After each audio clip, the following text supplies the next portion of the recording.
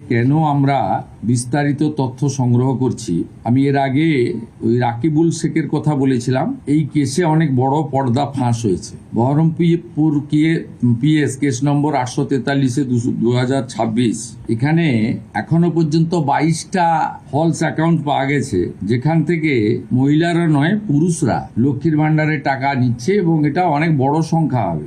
আরও আমরা তদন্তের গতি পুলিশকে বাড়াতে বলেছি। 22টা অ্যাকাউন্টের মধ্যে one account is link to Rakibul Sheikh, Mustafizur Rahman এবং তার স্ত্রী তুহিনা। এরা 15টা অ্যাকাউন্ট চালাচ্ছেন লক্ষ্মীর ভান্ডারে।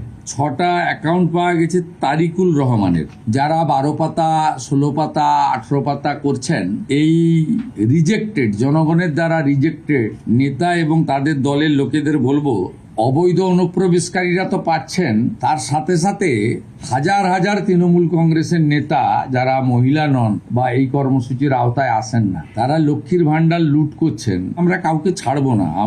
আমি ডিজিপি কে বলেছি সিট গঠন করতে, যেহেতু মানিটারি ডিফলকেশন আছে, মানি লন্ডারিং এও এদের কেসকে ট্রান্সফার করার জন্য আমরা ডাইরেকশন দিয়েছি। এসআইআর এর নাম বাদ যাওয়া এবং এই রাকিবুল, মুস্তাফিজুর, তারিকুলরা মিলে অন্তত 30 লক্ষ ফলস লক্ষ্মীর ভান্ডারের টাকা তুলছেন।